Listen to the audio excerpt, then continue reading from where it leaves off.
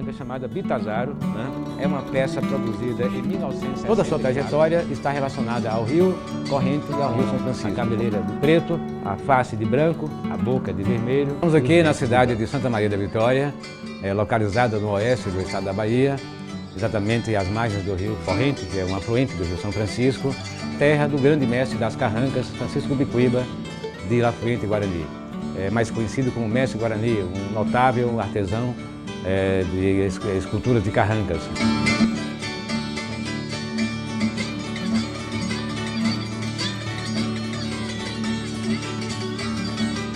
Toda a sua trajetória está relacionada ao rio Corrente e ao rio São Francisco, como artesão, como ativista cultural, como homem da comunidade dotado de uma capacidade, né, de produzir arte, de criar arte, perfeitamente integrada à cultura do Vale. Ele é descendente de artesãos da bacia do rio Corrente, o seu pai era carpinteiro, o seu avô também era carpinteiro, e então ele buscou exatamente trilhar esse caminho, ou seja, né, influenciado pela família, ele passou toda a sua vida dedicando à carpintaria. A partir de 1900, é que ele vai começar a produzir carrancas. E vai produzir carrancas até 1940, exclusivamente para decorar as barcas que navegavam os rios São Francisco e seus afluentes. O Guarani passou praticamente a sua vida quase toda anonimamente. Somente a partir de 1950 para 1960 é que ele é descoberto por um grande pesquisador da história das artes populares no Brasil, o professor Paulo Pardal. Ele descobre que 80% das carrancas que ele catalogou durante suas pesquisas pertencia a um só autor,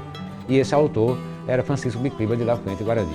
Ele já estava com quase 80 anos de idade quando ele foi descoberto. A arte dele começou a ter espaços em museus, em coleções particulares. Em outros países existe a arte de Guarani no Museu de Arte Naval de Paris, no Museu de Arte e Cultura Afro da Nigéria, na África, no Museu do Homem, na cidade do México.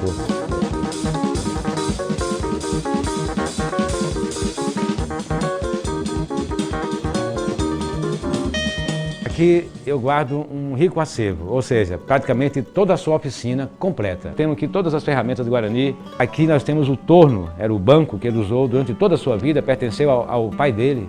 Aqui nós temos a peça principal do acervo, que é essa carranca chamada Bitazaro, né? É uma peça produzida em 1964, a peça mais antiga e única existente aqui na cidade de Santa Maria da Vitória. E então essa peça, ela é característica da terceira fase de Guarani. A fase em que ele assinava suas obras, que ele dava nome às suas peças e pintava com a cabeleira de preto, a face de branco, a boca de vermelho e os dentes de branco. Porque a primeira fase de Guarani, as carrancas não eram pintadas, eram carrancas conservadas na cor original da madeira, porque elas eram usadas em flor de barcas, e então não tinha esse acabamento como tem as carrancas, né, da segunda e terceira fase.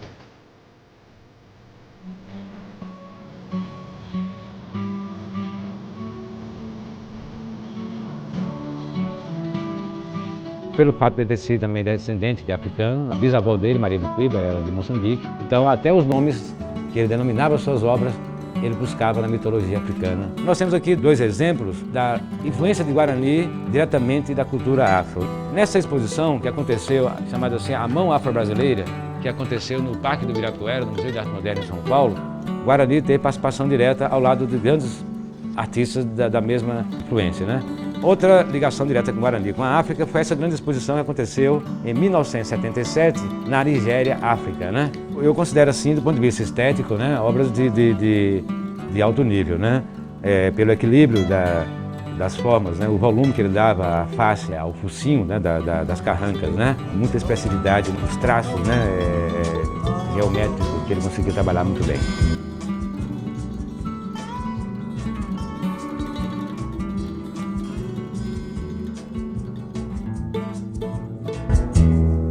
Um neto de Guarani, chamado Júnior Guarani, é o único que continua produzindo carrancas até hoje. Meu avô ficou muito famoso. Agora eu não sou famoso, eu apenas faço carrancas, né? Fazendo aquilo que ele mais fez na vida, o que ele mais gostava de trabalhar aqui na oficina dele. A gente convivia dentro da oficina, malinando também na ferramenta, ele não gostava muito que a gente malinava, levando bronca também, né? Quer dizer, a gente via ele fazendo, de repente, eu vi lá uma carranca, eu pedi ele para tentar terminar, né? A carranquinha já começada. Depois de muitas tentativas, ele acabou mandando levar. Aí eu peguei, amolei uma chave de fenda, me lembro muito bem. Nessa época eu era a idade de uns 10 anos, 9, 10 anos, e comecei a trabalhar naquela carranquinha já começada por ele. Eu quis imitar ali, eu fiz um esforço para sair o melhor possível ali, a aparência de uma carranca. E voltei na oficina e mostrei para ele. Mostrei para ele e ele só olhou para mim e falou, é isso mesmo. Foi aí que eu comecei a interessar. Ele falava que a pessoa para aprender a fazer carranca não precisava de um professor, que bastava a pessoa olhar, que nem ele fez, olhar e aprender a fazer. E ele também aprendeu olhando. Sou o último da família, o último carranqueiro da família. E estou aqui até hoje fazendo carranca.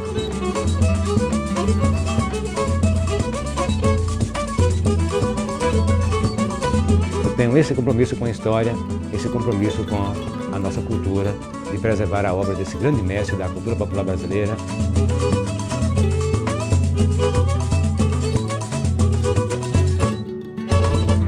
Das mãos de Guarani surgiram monstros que, colocados na proa dos barcos, protegiam os viajantes contra os terrores dos rios. Eram monstros benignos, conjunção de forças milenares enlaçados na mente de Guarani. As águas purificaram-se, as viagens tornaram-se festivas e violeiras. E ninguém temia a morte e o louvor da vida. Era uma canção implícita no cedro das carrancas.